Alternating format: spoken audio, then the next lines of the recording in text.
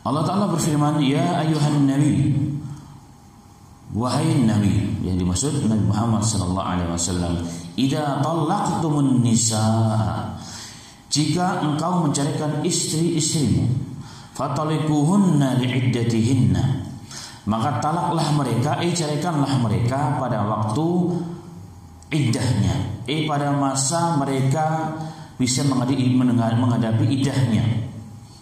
Ini idahnya dengan wajar. Apa yang dimaksud nanti dibahas dalam tafsirnya. Wa ahsul iddata, dan hitunglah masa idah itu. Jadi masa idah harus dihitung. Kapan kita mulai talak, dari situ harus dihitung, dicatat. Wattaqullaha rabbakum, dan bertakwalah kalian kepada Rabb kalian Allah Subhanahu wa taala. La tukhrijuhunna min buyutihinna, jangan kau keluarkan mereka ini istri-istrimu dari rumah-rumah mereka. Wala yakhruzna illa ayyatina bifahishatin mubayyinah, janganlah engkau keluarkan mereka dari rumah-rumah mereka.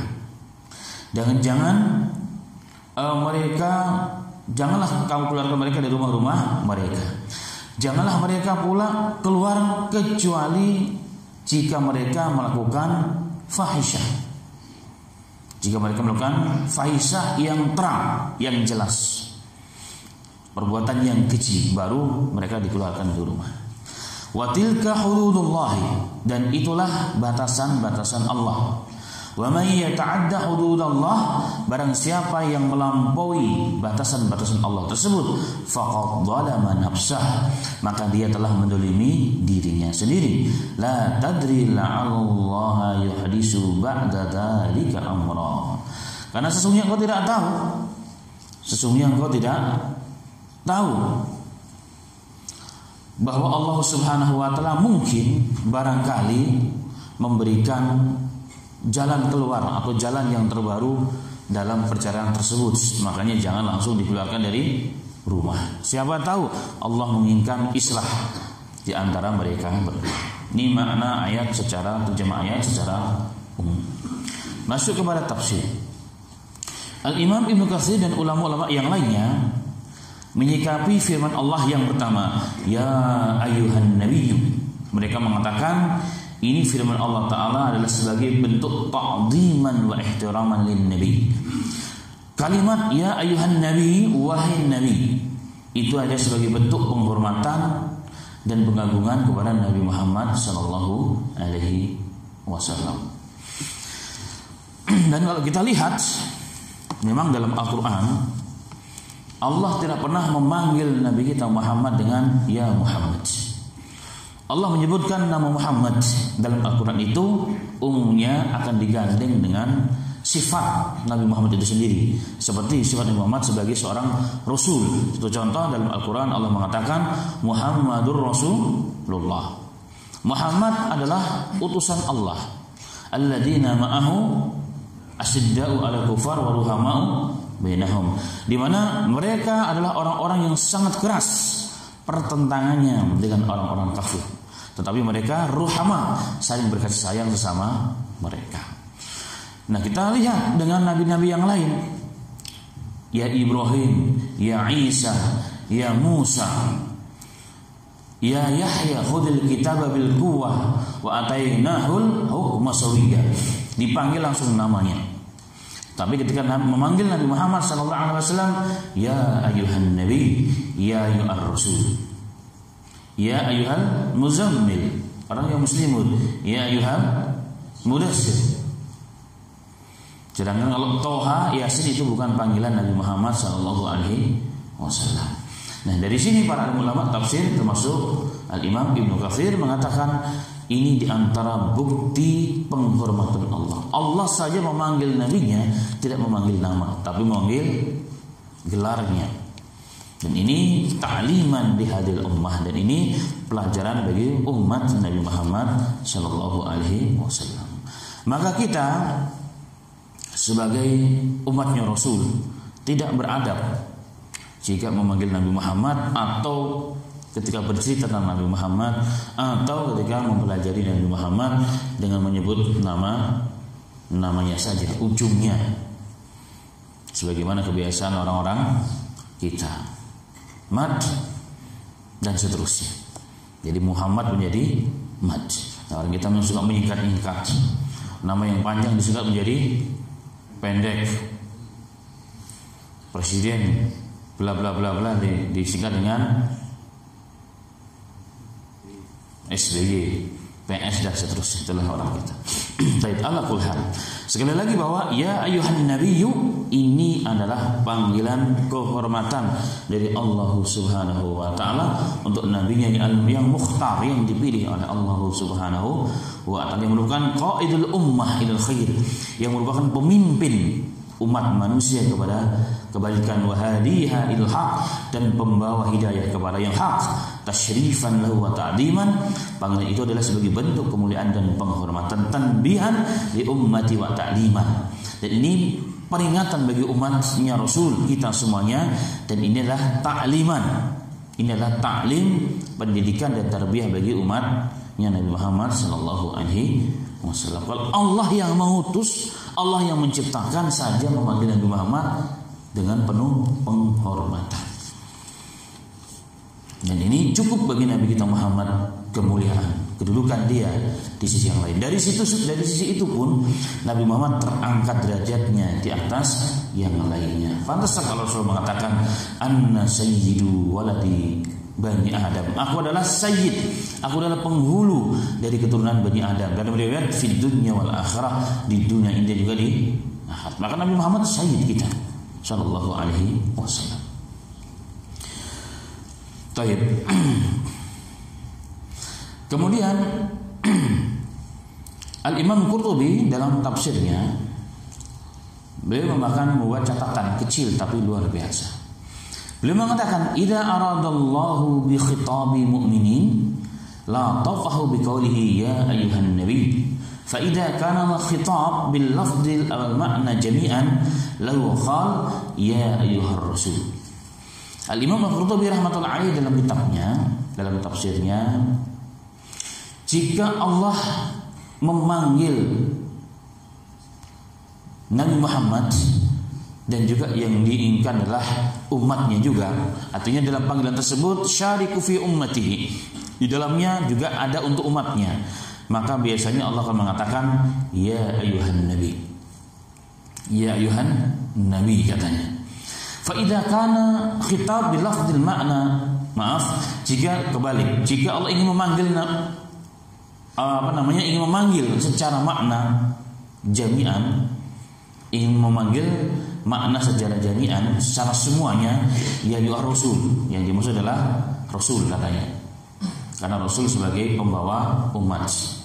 Tetapi kalau yang dipanggil adalah Nabi Muhammad sallallahu alaihi wasallam, adalah Nabi Muhammad sallallahu alaihi wasallam, ya ayuhan nabi. Itu catatan dari Al-Imam Qurtubi. Baik. Kemudian Allah Ta'ala berfirman, "Idza talaqtumun nisa", jika engkau ingin mencarikan istri-istrimu, jika ingin engkau mencarikan istrimu, fatalliquhunna li'iddatihinna wa ahsul iddata, maka talaklah mereka di waktu iddahnya, di waktu yang wajar mereka bisa ditalak dengan baik. Ini talak secara sunnah namanya. Dari ayat ini juga mengisyaratkan kepada kita seakan-akan ada satu sebab turunnya ayat ini. Makanya para ulama berikhtilaf sebab turunnya ayat ini. Al-Imam Ibnu Katsir menukilkan riwayat ini, sebab turun ayat ini adalah ketika Rasulullah mentalak Hafsah, tetapi riwayatnya dhaif mursal. Ada yang mengatakan bahwa sebab turunnya ayat ini adalah ketika Rasulullah mendapat laporan bahwa Abdullah bin Umar mentalak istrinya dalam kondisi istrinya masih haid, dan itu yang ma'ruf, dan itu juga disebutkan oleh Imam rahimahullah ta'ala. Ya ayuhan nabi, wahai nabi, idza talaqtumun nisa, jika engkau ingin menceraikan istri-istrimu, maka talaklah mereka di waktu iddahnya. Wa ahsu iddata, dan hitunglah masa iddah tersebut. Pada ayat ini memberikan satu hikmah dan pelajaran mengenai fikih dalam talak, bahwa wanita yang ditalak itu sesungguhnya ditalak pada waktu iddahnya, waktu iddah yang benar dan tepat, yakni ketika dia dalam kondisi bersih, bersih, bukan baru berhubungan dengan suaminya. Jadi talak yang benar itu tidak digauli kemudian ditalak, memang dibersihkan dulu. Jadi setelah selesai haid, kosong dan belum disentuh oleh suaminya, itu ditalak, itu baru talak yang benar. Jelas. Kenapa jadi jelas? Karena kalau setelah ada hubungan suami istri tidak tahu, ini belum jelas apakah dia ada isinya ataupun tidak, sehingga nanti nisbahnya kepada orang tuanya ini jadi masalah. Kalau nanti dia ternyata nikah lagi, maka nisbahnya kepada siapa? Nah, jangan-jangan kepada suami yang baru dan seterusnya. Maka hikmahnya dikosongkan, dibersihkan. Dan ini sebagai bentuk penghormatan Islam terhadap kaum wanita. Jadi wanita itu punya nilai di sisi Allah Subhanahu wa ta'ala. Dan bukan dalam kondisi tidak sedang bermasalah. Makanya Al-Imam Ibnu Katsir menukilkan dari riwayat Abdullah bin Umar dengan riwayat yang sahih dari Bukhari. Abdullah bin Umar telah menceraikan istrinya ketika istrinya sedang haid. Haid itu kan masalah bagi perempuan sesungguhnya. Maka Umar, bapaknya, menceritakan tentang perbuatan anaknya, ini Abdullah tersebut, kepada Nabi Muhammad SAW. Maka Nabi Muhammad SAW mengatakan, liraji'na summa yumsikha hatta tadhar summa tahida fatadhur fa in badalahu ayutalliqaha fayutalliqha tahiran wa bada yamassaha wa tilkal iddatul lati amara Allah biha. Rasulullah SAW memerintahkan kepada Umar agar disampaikan kepada anaknya, liraji'ha, hendaknya dia mengembalikan istrinya, jangan ditalak dulu. Summa yumsikha, kemudian tahan hatta tadhhur, sehingga dia bersih dari haid.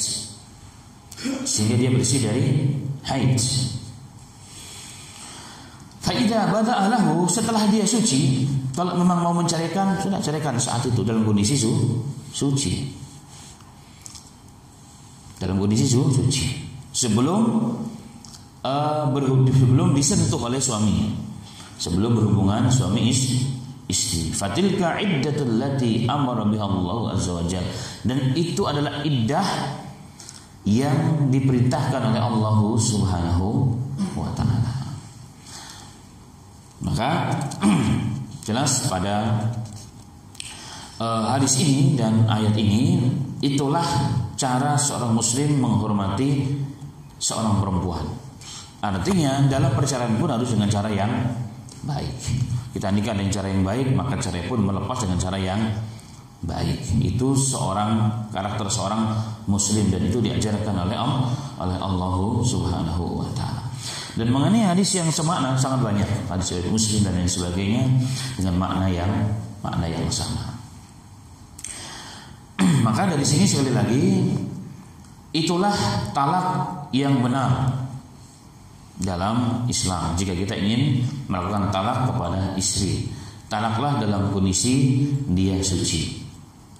Itu disebut dengan talak sunni. Talak yang sunnah itu demikian. Jadi talak yang sunnah berarti ada talaknya, ya ada talak yang lain, disebut dengan talak bid'i, talak bid'ah. Itu talak yang menceraikan istri dalam kondisi istri sedang haid. Itu namanya talak bid'ah. Dan ulama berikhtilaf ketika seorang suami mentalak istrinya dalam kondisi haid, sebagaimana tadi dilakukan oleh Abdullah bin Umar, di situ secara makna zahir seakan-akan talak itu tidak jadi. Seakan-akan talak tersebut secara zahir tadi tidak jadi, walaupun tidak ada keterangan jelas dari Nabi Muhammad SAW. Artinya talak itu batal. Ini pendapat sebagian orang, dan itu yang harus kita pahami daripada hadis Abdullah bin Umar tersebut. Tetapi jumhurul ulama mengatakan bahwa talaknya sah wa huwa asimun, dan laki-laki tersebut berdosa. Talaknya tetap sah, talak satu, tetapi berdosa pelakunya, ini suaminya berdosa. Kenapa? Dia telah menzalimi istrinya. Karena batasan Allah tidak demikian, aturan Allah tidak demikian. Ini yang pertama. Kemudian talak itu apa sih sebenarnya? Talak itu apa sih artinya? Talak itu artinya melepas ikatan. Jadi secara makna Islam, talak itu sesungguhnya adalah melepas ikatan. Artinya ikatan yang jadi ikatan rumah tangga dengan kalimat Allah Subhanahu wa taala. Yang tadinya bukan siapa-siapa, yang tadinya haram menjadi halal, ini dilepas. Nah, jika dilepas, maka kembali menjadi haram jika pada batasan tertentu. Jika sudah sampai pada talak 3 yang disebut dengan talak bain. Nah, ini yang jadi masalahnya. Kalau masih dalam talak 1, talak 2 itu masih bisa rujuk. Masih bisa rujuk. Dan jika masih pada iddah, masih pada dalam iddahnya 3 quru, nanti dibahas 3 quru itu maknanya, ikhtilaful ulama juga, maka tidak perlu nikah baru. Artinya si A mencarikan si fulanah, saya cari engkau, baru 1, 2 hari, seminggu, 2 minggu, sebulan, maka sudah rujuk tanpa apa-apa, nggak ada masalah. Bahkan tanpa saksi juga nggak ada masalah. Jadi saksi itu hanya mustahab. Sebagian ulama boleh mustahab saja, tapi tidak wajib untuk rujuk. Tapi untuk nikah wajib. Untuk nikah namanya saksi hukumnya wajib, tapi untuk rujuk tidak wajib. Tidak wajib jika rujuknya masih dalam satu iddah. Tapi kalau sudah keluar daripada iddah dan dua-duanya ternyata ada keinginan kembali, sudah 1 tahun baru talak 1, ada keinginan untuk kembali, maka dia harus nikah baru, mahar baru, saksi baru, nikah baru. Walaupun tidak perlu memanggil KUA, nggak ada masalah, untuk menghalalkan kembali apa yang telah diharamkan oleh mereka berdua. Tetapi ini proses hanya sampai pada talak 2. Kalau sudah talak 3, talak bain, sudah tidak bisa kembali, sehingga istri tersebut, dua-duanya, khusus istri, nikah dengan orang lain, kemudian cerai tanpa ada niat dari awal nikah, bisa baru kembali kepada yang pertama. Makanya hati-hati, jangan mudah mentalak istri, nanti nyesal. Karena tidaklah orang menceraikan istri biasanya kecuali umumnya akan menyesal. Saya kecewa, ternyata nikah dengan kamu kayak begini. Kalau saya tahu nggak mau nikah. Memang rumah tangga ya begitu. Rumah tangga tuh kayak begitu aja sebenarnya. Nggak akan jadi rumah tangga yang kita harapkan yang bagian maksudnya, yang bisa terbang ke awan. Rumah tangga ya begitu. Nikah, bulan madu, punya anak, pusing ngurusin anak, ngurusin sekolahnya, begitu tiap hari. Nggak lebih dari itu. Apa yang kita inginkan lebih dari itu? Tidak ada. Nah, bagaimana kita menyikapi dan menjalankan pernikahan tersebut dengan cara yang baik. Nah, ini catatan pertama pada ayat ini. Kemudian Allah Subhanahu wa taala berfirman,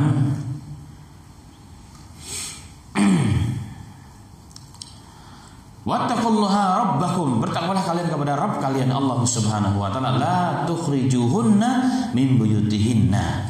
Janganlah mereka kalian keluarkan daripada rumah mereka, rumah kalian. Nggak boleh orang yang bertalak 1, talak 2 dikeluarkan dari rumah kita. Maka tanggung jawab kita kita masih memberikan nafkah kepada mereka karena masih talak 1 dan 2. Talak 1 dan 2 masih tanggung jawab kita karena masih belum putus. Jadi hubungan memang ditalak tapi belum putus ba'in. Ya, belum putus ba'in. Sebagaimana hadis yang diriwayatkan kepada seorang sahabiyah yang bernama Fatimah binti Qais Al-Fihriyah. Beliau diceraikan oleh suaminya yang bernama Abu Amr bin Hafsah sebanyak 3 kali. Pada saat itu dia sedang berada di Yaman dan suaminya mengutus utusan kepada istrinya tadi atau mantan istrinya, ini Fatimah binti Qais Al-Fihriyah radhiyallahu anha. Bahkan suaminya pun mengirim beberapa bekal ya sebagai bentuk bentuk penghormatan atas hubungan mereka walaupun sudah putus. Dia memberikan semacam nafkah lah begitu, gandum.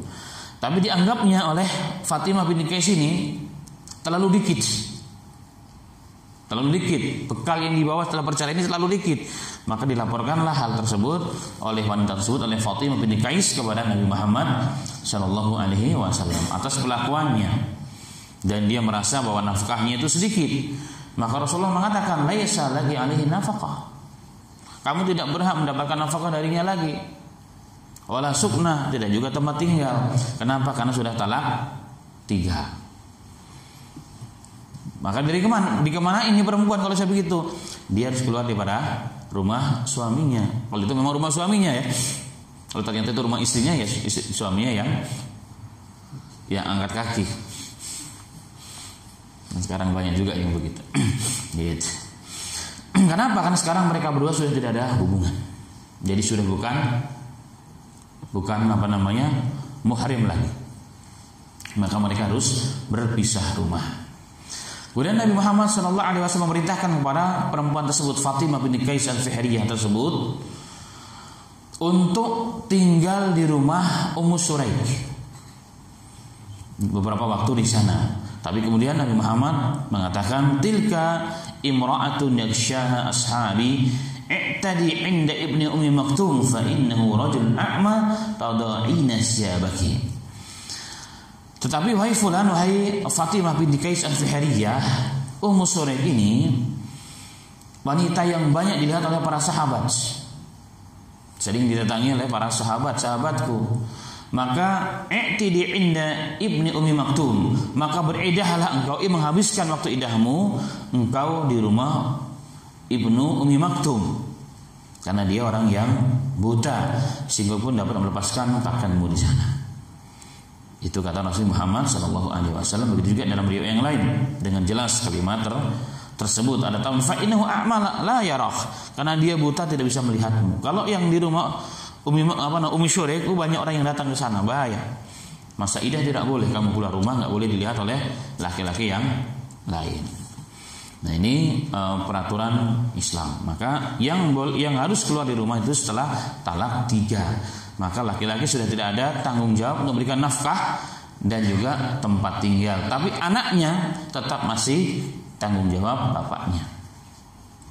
Gitu. Walaupun dia qadarullah ikut dengan orang tua, tapi biasanya kalau anak itu sudah besar dilihat kemaslahatannya. Kalau memang kemampuan lebih cenderung kepada bapaknya. Tapi kalau masih kecil umumnya diputuskan dengan ibunya, karena anak kecil masih perlu sekali bonding dengan seorang ibu, kasih sayang seorang ibu. Anak bapak berbeda dengan seorang ibu. Dan ini adalah peraturan al-Islam. Taib. Dalam riwayat yang lain Nabi Muhammad SAW mengatakan, innama sukna wa nafaqatu lil mar'ati idza kana li zawjiha 'alaiha raj'ah fa idza kanat la tahillu lahu hatta tanqiha zawjan ghairah fala nafaqatan laha wala sukna. Dalam riwayat lain, riwayat Al-Imam Nasa'i, hadis sahih, Nabi Muhammad SAW mengatakan, sesungguhnya tempat tinggal nafkah itu diberikan oleh suami kepada istrinya yang ditalak jika talaknya masih ada raj'ah, masih bisa kembali. Berarti talak pertama dan talak kedua. Fa idza kanat la tahillu lahu hatta tankiha zaujan ghairu. Tetapi jika talak itu sudah tidak bisa kembali, yaitu talak 3, talak bain, maka tidak bisa, sehingga dia nikah dengan laki-laki yang lain baru dapat tempat nafkah daripada suami yang baru tersebut. Itu kata Nabi Muhammad sallallahu alaihi wasallam. Dan itu mengisyaratkan memang laki-laki adalah kepala keluarga, penguasa rumah tangga, sehingga syariat ini bisa dijalankan. Syariat ini bisa dijalankan. Ini mengisyaratkan namanya laki-laki memang harus kuat dalam segala hal, termasuk dalam sisi-sisi itu. Kemudian ma'asyiral muslimin rahimani wa rahimakumullah. Perintah Allah Subhanahu wa taala yang berikutnya dalam bab ini adalah menghitung masa iddah. Menghitung masa iddah tidak boleh lupa, karena nanti akan melanggar syariat Allah Subhanahu wa taala. Fatalikuhunna iddatihim. Itu yang tadi, talaklah mereka pada waktu iddahnya. Wa angsu iddata. Kemudian Allah mengatakan, dan hitunglah masa iddah tersebut. Hafalkan, ketahuilah, catat kalau perlu supaya tidak lupa, sehingga tidak menghalangi si perempuan atau laki tersebut untuk menikah dengan orang lain, dengan calon yang baru kalau memang sudah sampai waktu. Jangan digantung, kasihan.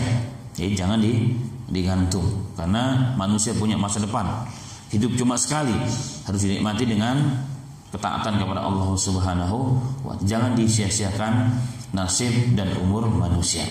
Maka dalam Islam sangat begitu jelas perkara-perkara seperti ini. Wattaqullaha rabbakum, dan bertakwalah kalian kepada Allah taala. Jadi dalam urusan apapun tetap kita membawa ketakwaan kepada Allah Subhanahu wa taala. Kemudian ma'asyiral muslimin rahimani wa rahimakumullah. Di akhir-akhir ayat Allah Subhanahu wa taala menerangkan mengenai hikmah kenapa ada iddah. Kenapa ada iddah? Makanya Allah dengan tegas berfirman setelah menerangkan aturan iddah, Allah taala berfirman, la tadri la'allallaha yuhdisu ba'da dzalika amra. Jadi iddah ini fungsinya terutama ketika masih talak yang bisa rujuk kembali adalah kita tidak tahu apakah nanti setelah proses perceraian iddah ini Allah akan menumbuhkan kembali rasa sayang, rasa cinta kepada dua belah pihak. Dan itu mungkin yang terbaik. Berapa banyak orang yang ternyata berseteru, ya, bahkan sampai kepada puncaknya kepada perceraian biasanya. Tetapi masih talak pertama. Ternyata qadar Allah, dua-duanya sadar memang dua-duanya ingin islah, maka Allah memberikan solusi dan jalan sebenarnya. Sehingga talak itu ternyata menjadi apa? Menjadi keluarga yang langgeng hingga mereka berdua sama-sama meninggalkan dunia yang fana ini. Dan itu tidak sedikit. Dan itulah yang dikehendaki oleh Islam. Dari kesimpulan ayat-ayat ini semuanya, maka dapat disimpulkan yang pertama, bahwa talak itu boleh sebenarnya dalam Islam. Talak itu boleh, masyru', dibolehkan. Talak itu masyru' dan dibolehkan, mubah, boleh. Dan mungkin bisa jadi kadang-kadang hukumnya bisa juga jadi wajib. Menurut Al-Imam Ibnu Hajar Asqalani, talak itu terkadang menjadi wajib. Contohnya, seorang hakim melihat sepasang suami istri yang memang tidak harus diceraikan, maka saat itu wajib diceraikan. Jika memang mudaratnya besar, jika tetap dilanjutkan. Karena tidak pernah tahu. Bisa jadi itu memang ya sudah jodohnya sampai di situ. Yang terbaik adalah cerai. Dalam kondisi yang seperti itu, maka al-hakim dalam hal ini hakim Islam tentunya, mahkamah Islam melihat jika itu harus dicerai, maka harus dicerai. Walaupun pada umumnya para hakim dia mencoba untuk merujuk terlebih dahulu. Maka biasanya kalau kita nggak langsung dicerai. Seorang perempuan yang menggugat cerai biasanya tidak langsung ya sudah saya cerai, enggak. Tapi dipanggil klarifikasi dulu, diusahakan kalau bisa kembali lagi. Jadi kalau tidak, kemaslahatannya bahkan itu merupakan keharusan, maka bisa jadi cerai itu juga harus solusi yang terbaik. Solusi yang terbaik. Kemudian yang kedua kata Al-Imam Ibnu Hajar, bisa jadi mandub. dianjurkan dicerai. Kapan? Jika seorang laki-laki lemah dari menjalankan hak-hak atau kewajiban-kewajibannya atas istrinya, maka dicerai. Sangat dianjurkan dicerai supaya tidak menimbulkan fitnah yang lebih besar. Sedangkan talak juga terkadang hukumnya haram. Seperti tadi talak bid'i, dia melakukan salah dalam mentalak. Ditalak di sini ketika istri sedang haid, itu haram. Walaupun jumhur mengatakan haram walaupun sah talaknya. Sah tetapi dia berdosa, dia mendapatkan keharaman atas perbuatannya. Kemudian menurut al-imam juga bisa menjadi makruh talak itu.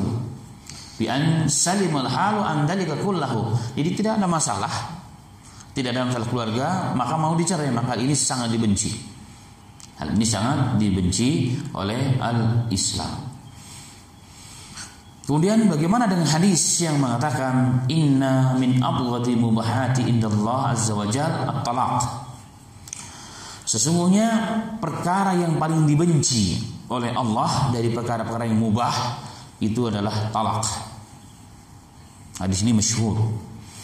Tapi sebagian muhaddisun mencoba mentakhrij hadis ini, ternyata disebutkan bahwa hadis ini dhaif.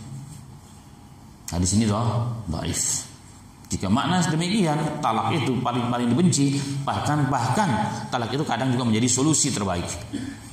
Menjadi solusi terbaik. Dan tadi talak itu tidak selalu dibenci, bisa jadi mubah, bisa jadi mandub, atau terkadang juga haram, tidak selalu demikian. Nah, ini juga menguatkan makna kedudukan hadis tersebut bahwa ini adalah lemah.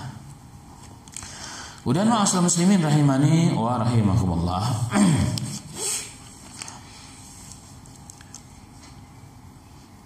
Ada kalimat yang sangat mempunyai hikmah yang luar biasa ketika Allah berbicara mengenai talak.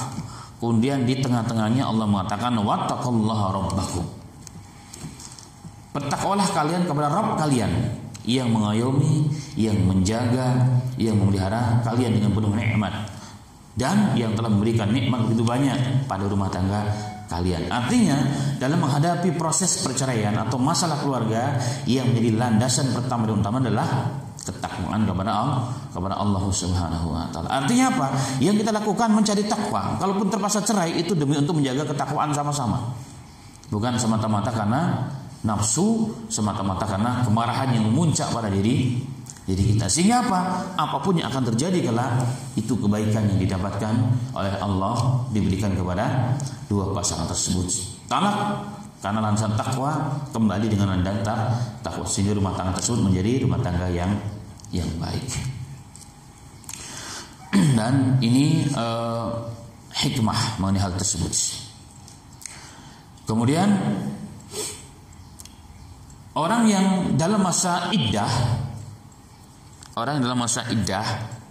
termasuk iddah bain tadi yang talak 3, tidak boleh keluar dari rumah, tidak boleh berdandan, tidak boleh menerima lamaran orang, termasuk mengisyaratkan lebih dahulu supaya terjadi fitnah.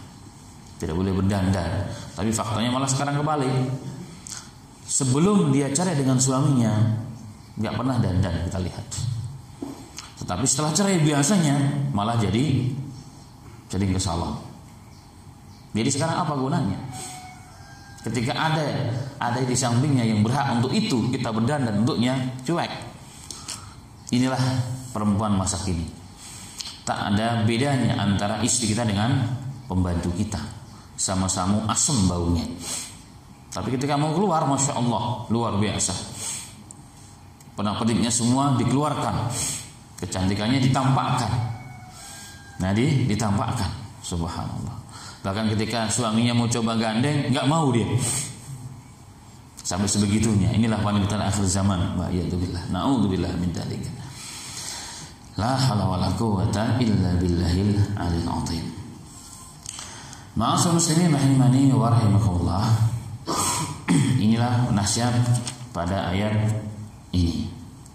Maka sesungguhnya rumah tangga adalah asas elemen terkecil dari sebuah bangsa dan negara, dan suatu komunitas. Jika rumah tangganya baik, maka insya Allah masyarakatnya menjadi baik, negara pun menjadi baik. Dan di antara tanda-tanda kesuksesan satu negara adalah angka perceraian itu kecil.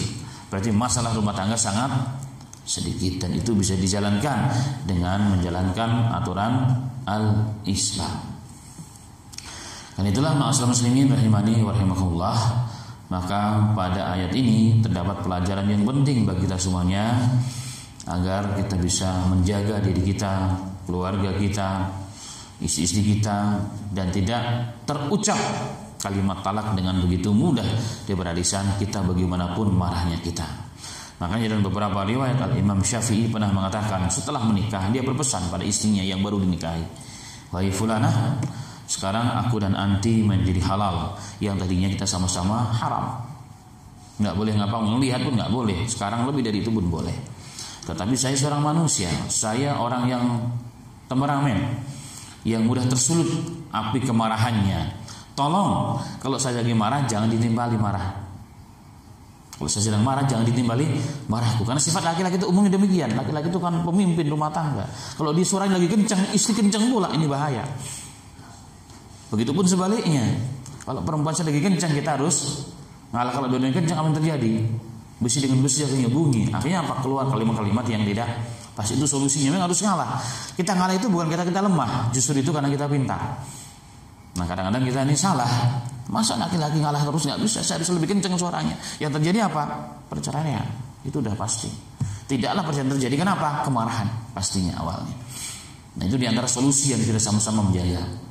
Harus banyak ngalah, seperti layang-layang. Kadang-kadang ada kalanya kita harus kencang, tapi ada kalanya kita harus lepas, kita rendah. Demi apa? Menjaga keharusan rumah tangga. Ingat bahwa rumah tangga yang kita bina sudah lama, perlu perjuangan ya, biaya yang besar. Apalagi sudah dikaruniai seorang anak, jangan mudah digoda oleh syaitan sehingga keluar daripada mulut kita kalimat talak. Tahan. Ingat kalau kita mentalak risikonya sangat besar.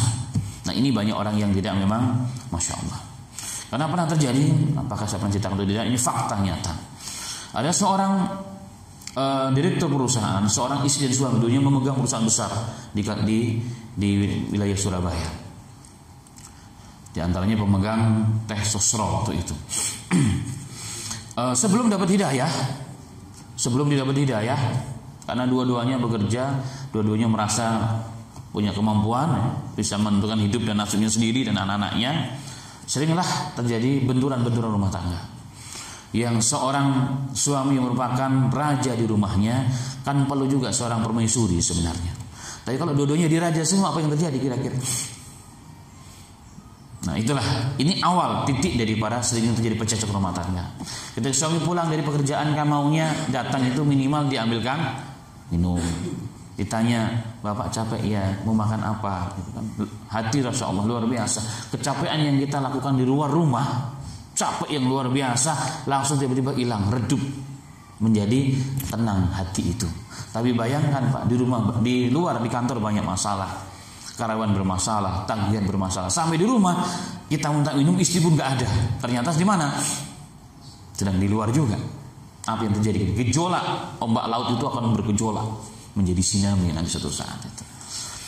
Nah itulah awal titik itu yang terjadi. Kemudian sehingga terjadi sampai pada punya sering keluar talak dengan sadar, karena dia muslim, dia paham kejadian itu, sampai bukan hanya sekali dua kali, berpuluh-puluh kali, bahkan beratus-ratus kali, bahkan beribu-ribu kali.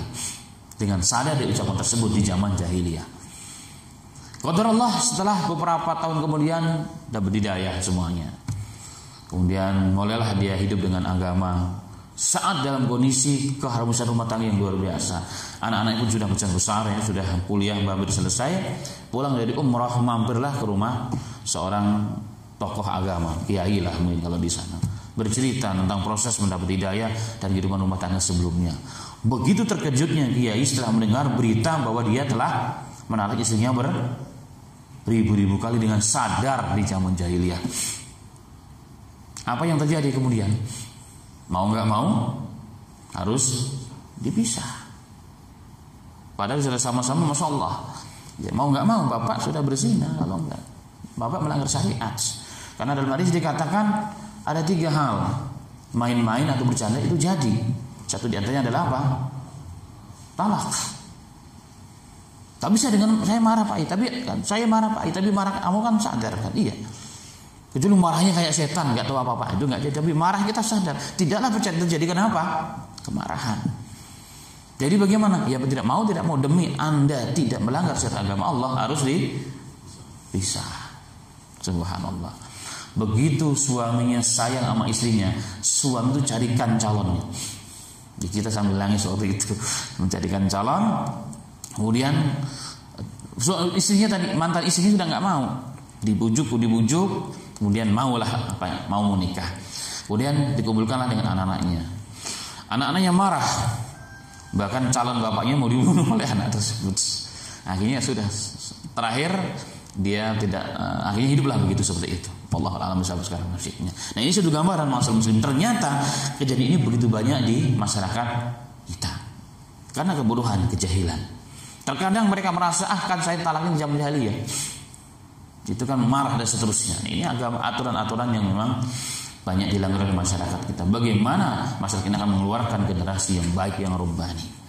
Dan ini masalah. Makanya penting memang ada pendidikan pranikah bagi calon-calon pemilik rumah tangga baru ini supaya mengerti paling tidak hukum ahkamnya, sehingga tidak menjalankan rumah tangga dengan penuh keharaman, penuh dosa karena melanggar hududullah. Tilka hududullah. Allah mengatakan itulah batasan-batasan agama Allah. Wa may ya'ta hududallah, barang siapa yang melanggar batasan-batasan ini faqad dzalama nafsahu, maka dia telah menzalimi dirinya sendiri. Dia dolim pada dirinya sendiri. Kenapa? Dia melanggar aturan-aturan Allah Subhanahu wa ta'ala. Semoga Allah jaga rumah tangga kita dari hal-hal yang tidak baik, termasuk perceraian yang akan memang perceraian kebanyakan memang akan memporak-porandakan masa depan kita dan juga generasi setelah kita, anak-anak kita. Demi mereka lah kita menjaga hal tersebut, karena nikahnya begitu-begitu saja sesungguhnya, tidak akan kemana-mana. Wafaqana wa iyyakum, amin amin ya rabbal